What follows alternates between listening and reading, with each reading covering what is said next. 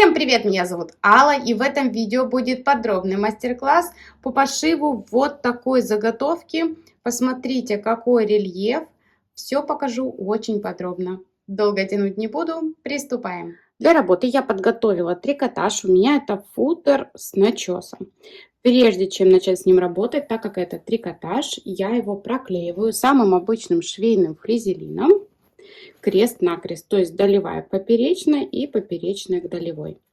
Для тех, кто не знает, у меня есть короткое, но очень подробное видео, как это сделать. Проклеиваю. Готово. Теперь я беру утеплитель. Я использую Slimtex 150 грамм на квадратный метр. Можно использовать любой другой. Ватин, синтепон. Если используете синтепон, перед работой утюжьте его, чтобы ушел объем, осталась только плотность. Также можно заменить на поролон 0,5. Накладываю ткань на утеплитель, и вы видите, что утеплитель у меня по размеру больше, нежели основная ткань. Это нужно для того, что утеплитель может дать усадку, поэтому лучше взять с запасом. Также вниз я не буду ставить никакую ткань, потому что если я поставлю тонкую ткань, у меня верх очень плотный, и весь объем уйдет на изнанку, поэтому буду работать так. Далее мне нужно нарисовать одну линию. Я буду использовать линейку, где у меня есть отметка 45 градусов. Если у вас такой линейки нет, можно использовать обычный транспортир. Просто найдите угол 45 градусов. Я прикладываю к уголочку, совмещаю линию 45 градусов и вот так провожу линию.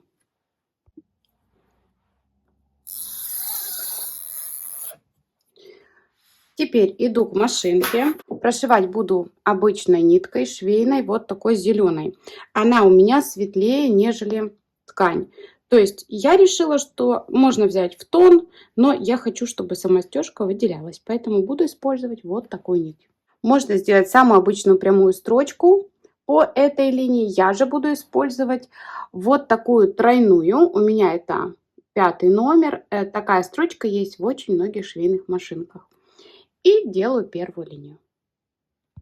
Первая строчка готова. Вот так она выглядит. Больше никаких разметок я не делаю. Сейчас иду к машинке и все вам покажу. Шью я обычно универсальной лапкой. Кстати, игла у меня для трикотажа номер 90. И я использую вот такой ограничитель. У многих он есть в комплектах. Но также его можно приобрести отдельно. Вставляю в отверстие. На игольной пластине есть разметка 2, 2,5, 3 сантиметра. Ну, я считаю, 2,5 вполне мне подходит. Вот ставлю на отметку, поднимаю ограничитель. И вот так, ориентируясь на предыдущую строчку, опускаю ограничитель, опускаю лапку и делаю строчку. Так делаю в одну сторону и затем в другую. Ну, в другую просто вот так будет. Чтобы не делать слишком длинное видео, все доделываю за кадром в одну сторону и во вторую. Дальше покажу. Вот что у меня получилось. Теперь мне нужно сделать линию в обратном направлении. Для этого я снова беру линеечку с разметкой 45 градусов, совмещаю ее вот с уголочком, да. Вот так выравниваю. И точно так же делаю одну линию. Иду к машинке, делаю строчки в одну и во вторую сторону. Готово. Теперь я буду делать свободную ходовую стежку. И хочу вам подробно объяснить, чтобы вы не запутались, какие квадраты нужно простегать, а какие нет. Для удобства я начну вот с одного из уголочков. Условно вы должны увидеть вот этот квадрат. Вот так. То есть ромб. Ну, это, в принципе, квадрат, да, состоящий из 9 маленьких квадратов.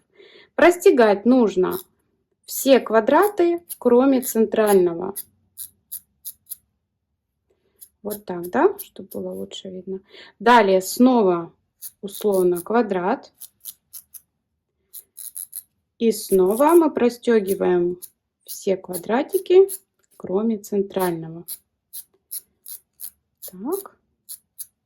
Далее точно так же. И когда мы двигаемся в бок, мы наоборот центральный простегиваем, все остальные оставляем. снова центральный простегиваем, остальные оставляем. Вот так выглядит мой орнамент. В этом случае, да, вот тут у меня будет вот тут простегано, а центральный нет. Далее, следующий ряд будет снова чередоваться, то есть я уже буду стягать вот эти все квадратики, а центральный оставлять. Думаю, все понятно. Отправляемся к машинке. У меня стоит та же нить, игла та же, для трикотажа 90, лапка для штопки, опущены нижние зубчики. По настройке машины, по натяжению, по лапкам у меня есть на все отдельные видео. Все ссылки обязательно будут в описании. Если вы впервые на моем канале, заходите и смотрите.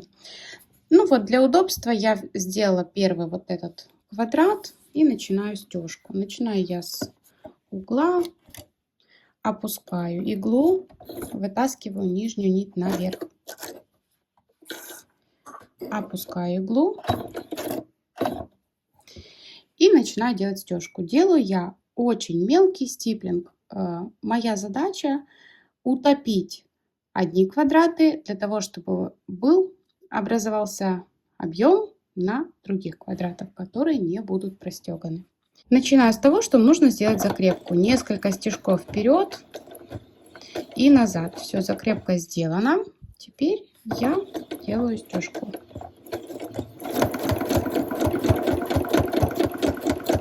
На этом этапе не очень удобно держать полотно. Поэтому я делаю вот так пальчиками. И смотрите, я двигаюсь в пределах одного квадрата.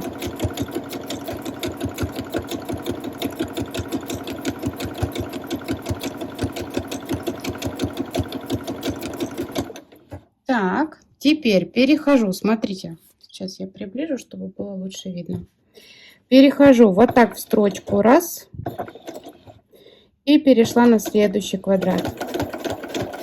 Зачем это нужно? Можно было бы, да, вот вы, наверное, подумали, что простегать вот так линию и все, но вы перебьете вот эти красивые строчки. Я этого не хочу, поэтому для того, чтобы было все очень красиво и ярко, выразительно, стягаю по одному квадрату.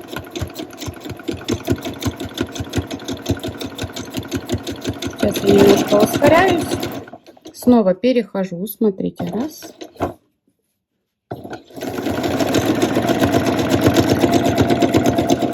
Я видео не ускоряю, все показываю в реальном времени и режиме.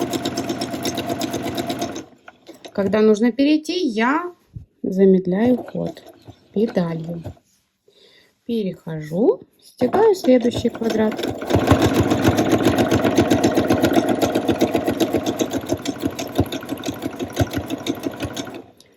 Сейчас покажу, как я буду делать переходы.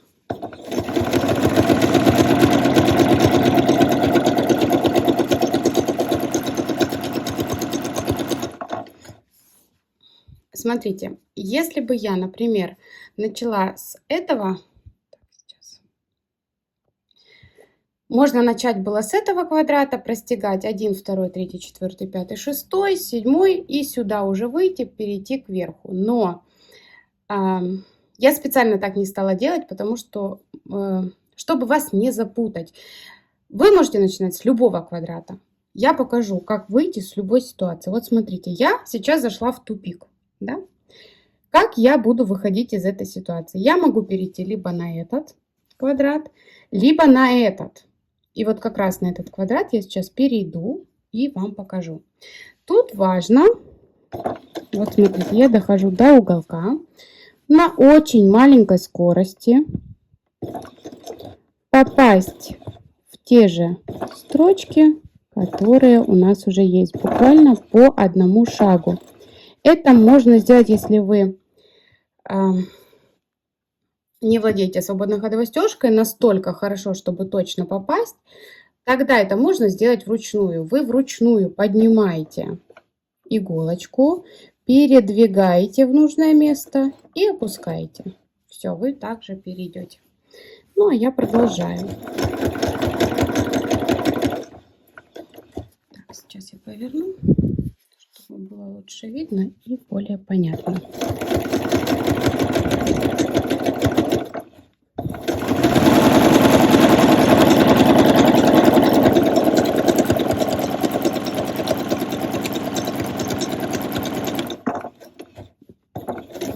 Перехожу.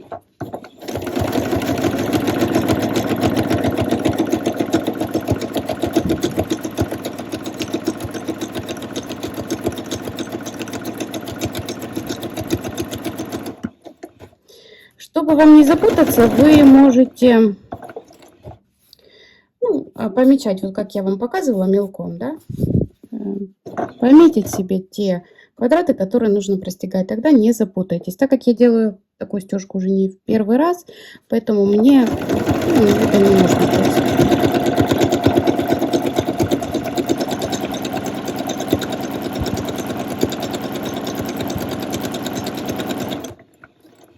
Так. И вот смотрите, мне остается еще один квадратик, и я буду переходить на следующий. Тоже все покажу.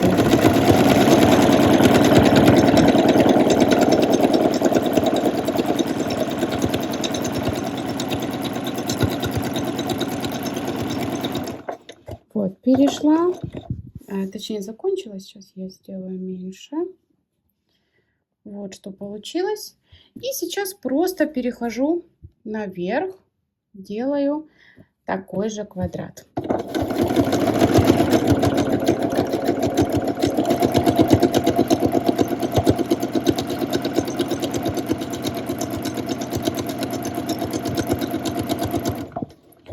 Когда я буду переходить на следующую линию, где нужно сделать только один квадратик, я включусь и вам покажу. Итак, я закончила. Смотрите, плохо вмещается в кадр. Ну, вот так видно, да? Теперь очень легко я ориентируюсь. Перехожу я в те же строчки, как я уже показывала. Но сейчас еще раз покажу. И вот там, где у меня соединение простеганных квадратов, вот четко через один мне нужно простегать квадратик. Тут. Ну, тут уже смотрите, если хватает, я, в принципе, вот такие половинки тоже простегиваю. Ну, их можно и потом простегать. И смотрите, сейчас я поменяю камеру и ближе снова покажу. Я максимально приблизила, чтобы было лучше видно. И вот в ту же строчку я продвигаюсь, двигаясь к тому квадрату, который мне нужно простегать. Так как я более-менее хорошо чувствую скорость машинки, продвижение у меня нет дерганий, я это могу делать не останавливаясь. Но, как я уже говорила, если вы новичок в стежке, то лучше вот так по одному проколу. Тогда вы точно не собьетесь, да?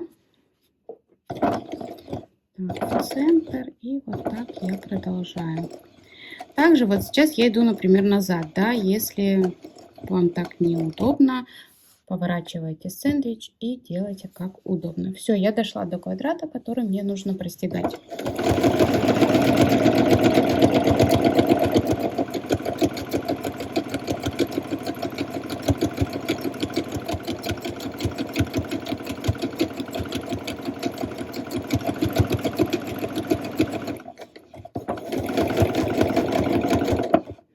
Теперь я опускаюсь точно так же по строчке прямой. Смотрю, куда мне, с какой стороны мне удобнее. Мне, в принципе, без разницы. Вот не попала в стежок.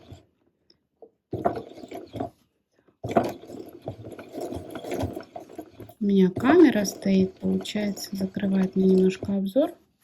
Но я хочу, чтобы вам было максимально видно, понятно, и вы смогли это повторить. На самом деле ничего сложного нет. Можно даже делать закрепки, если вдруг делать закрепки и начинать заново. Но я не люблю делать много закрепок. Я люблю, когда все одной строчкой.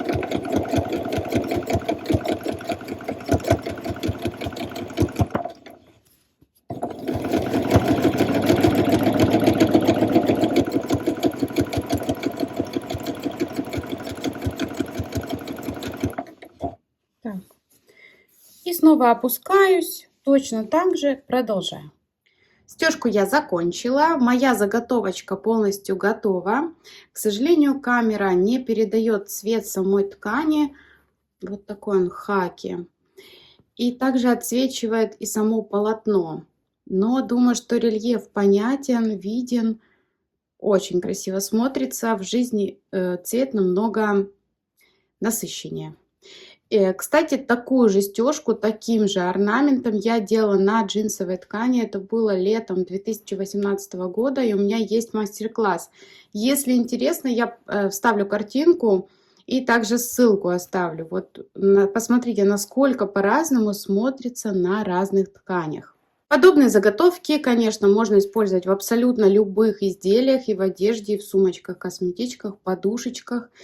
В общем, ограничений нет никаких. Кстати, вот так выглядит изнанка. Часто спрашивают, почему не показываете изнанку. Ну, не знаю, тут, мне кажется, и нечего показывать. Если вам интересно, что из этой заготовки буду шить я, обязательно подписывайтесь на канал, и вы точно не пропустите это в новых видео. На этом видео подходит к концу. Если вам понравилось, поставьте лайк, напишите комментарий, а также подписывайтесь на канал, если вы еще не подписаны. Ставьте колокольчик, чтобы не пропускать новые ролики и видеть их первыми. Если у вас остаются какие-то вопросы после мастер-класса, всегда можно написать мне личное сообщение. Все свои контакты я оставлю в описании под этим видео. На сегодня все. Всем пока-пока и до новых встреч на моем канале.